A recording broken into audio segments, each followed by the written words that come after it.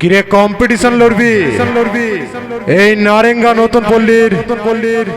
মা লক্ষ্মী সাউন্ডের সঙ্গে এবার আর মামলা করব না ডাইরেক্ট হামলা করব কিরে তুই মা লক্ষ্মী সাউন্ডের সঙ্গে কম্পিটিশন লড়তে এসেছিস আরে চল চল বাজা বাজা কিরে আওয়াজ শুনেই ঘাবড়ে গেলি তোর বাপকে গিয়ে জিজ্ঞাসা করবি আমি কে এই শোন বাঘের মুখে পড়লে হয়তো বেঁচে যাবি সিংহের মুখে পড়লে হয়তো পালাতে পারবি কিন্তু এই নারেঙ্গা নতুন পল্লীর মা লক্ষ্মী সাউন্ডের সামনে পড়লে পারবি না শুধু চোখে মুখে ধোঁয়া দেখবি রাস্তা খুঁজে পাবি না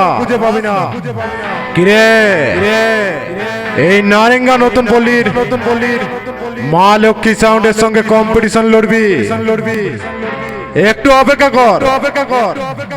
এমন বেশ মারবো বক্স দিয়ে আগুন বেরোবে চোঙের কাছে যাবি ছ্যাঁকা লেগে যাবে এই শোন তোদের মতো মাইক বলারা যখন এই মা লক্ষ্মী সাউন্ডের সামনে পড়বি বেসের আওয়াজে সামনের পাঁচির ধরে ছটছট করে মুদবি একটা কথা ভালো করে শুনে রাখ এই নারেঙ্গা নতুন পল্লীর মা লক্ষ্মী সাউন্ড বাজলে বেস দিয়ে শুরু হয় দাঁড়ালে জনসভা হয় আর বসলে হরতাল আরম্ভ হয় আর এরপর যখন মাইক কম্পিটিশনে যায় তোদের মতো মাইক গুলোকে কুত্তার মতো হারিয়ে মোটর ভ্যানে লোড করিয়ে আবার সেই বাড়ি পাঠানো হয় লোকে মা লক্ষ্মী সাউন্ড কে বলে সাউন্ড জগতে বেসের বাপ তাই বলছি আমার সঙ্গে চ্যালেঞ্জ করিস না সোজা দেওয়ালে ছবি হয়ে যাবি আমি সেই নারেঙ্গা নতুন পল্লীর মা লক্ষ্মী সাউন্ড আমি খুব শীঘ্রই আসছি তোর সঙ্গে খুব তাড়াতাড়ি দেখা হবে তৈরি হয়ে থাকিস কার কত দম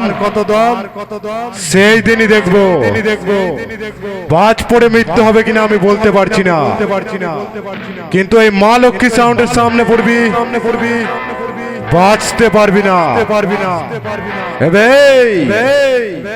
কি দূর থেকে পাটার মতো প্যাপা করছিস মা লক্ষ্মী সাউন্ডের সঙ্গে কম্পিটিশন লড়বি আর একটু সামনে আয় সালা তোকে তাওয়ায় ফেলে রুটির মতো সেকবো কিচ্ছু করতে পারবি না নারেঙ্গা নতুন পল্লীর মা লক্ষ্মী সাউন্ড কম্পিটিশনের ডন নাম্বার ওয়ান আগেও ছিল এখনো আছে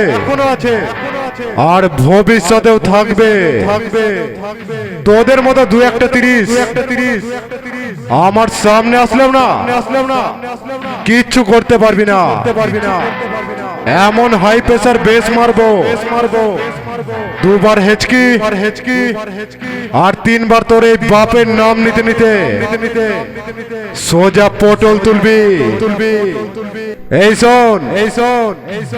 কম্পিটিশন করার আগে তোর সামনে কে দাঁড়িয়ে আছে ভালো করে দেখে নে আমি সেই নারেঙ্গা নতুন পল্লীর মা লক্ষ্মী সাউন্ড